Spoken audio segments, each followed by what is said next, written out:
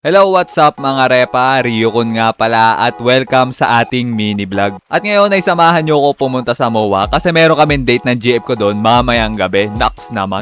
Nasa trabaho pa kasi ngayon ang GF ko kaya napag-isipan namin na doon na lang kami magkita mamaya. At habang hinihintay ko siya doon ay manonood muna ako ng pelikula na itong beautiful man na to na si Markiplier. Pero bago tayo pumunta sa MOA ay maliligo muna ako ng very saglit. O diba? Sabi ko sa inyo saglit lang eh. At time check. Okay, madami pa naman tayong oras pero kailangan na natin pumunta doon. Ang papanoorin ko palang pelikula sa sinehan sa video natin na to mga repa ay ang Iron Lang na gawa ni Markiplier. At super excited ako na mapanood ito kasi gawa ito ng isa sa aking childhood YouTuber. At all goods na, ito na ang ating outfit kaya tara na pumunta doon. Malapit lang naman yung MOA dito sa tinitirahan namin ng GF ko sa Makati kaya magdadalawang sakay lang ako papunta doon. Una, mapunta muna tayo sa Buendia LRT kaya masakay tayo dito sa jeep. Sa totoo nga lang kung di ako bagong ligo baka nilakad ko na lang yung papunta doon. At nandito na tayo sa LRT at ito ang huli natin sasakyan, ang tuktok papuntang MOA. At sa wakas na andito na tayo sa MOA. Kaya tara na mga repa pumasok sa loob at dumiretso na tayo sa sinehan kasi malapit na magsimula yung papanoorin natin pelikula. Kaya dito bumili na ako ng ticket at pinapili ako kung saan ako mapwesto. At buti na nga lang wala masyadong pila kaya nakabili agad ako na itong ticket. Kaya tara na mga repa manood ng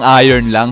At dito daw tayo manonood sa Directors Club. Bumili muna ako ng mga pagkain at inumin bago pumasok sa loob kasi hindi pa ako nag-uumagahan mga friend. At dito na ako manonood kaya kita-kits na lang tayo mga repa pagkatapos ng pelikula. O kala ko Iron Lang, bakit mo na nandito? De joke lang, patalastas lang yan. Awit na yan, meron palang libreng popcorn dito sa Directors Club. Bumili pa ako. So ayun, tapos na ang panonood ko sa Iron Lang. Napakagaling umacting dito ni Markiplier. Ang masasabi ko lang ay super sulit ng pagod at puyat mo dito Markiplier. Kaya I'm so proud of you. At kung ikaw ay claustrophobic, thalassophobia at megalophobic, ay ako na nagsasabi na itry mo tong pelikula na to.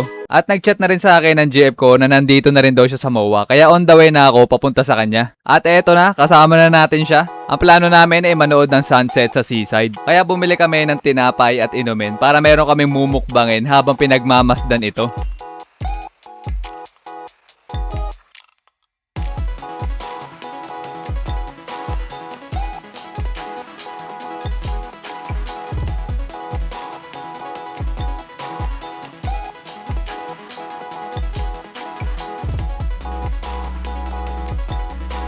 At nandito na kami sa seaside. Sayang hindi namin abutan yung mga panahon na wala pa yung mga kino-construction dito. Mas grabe siguro yung ganda ng scenery sa lugar na to noong mga panahon na yun. At pagkatapos namin magtakaw sa seaside ay diretsong punta naman kami dito sa restaurant na to para kumain ulit. So yun muna mga repa, sana nagustuhan nyo itong mini vlog natin na to. Sa susunod na lang ulit, i-enjoy lang namin itong aming muntin date ng GF ko.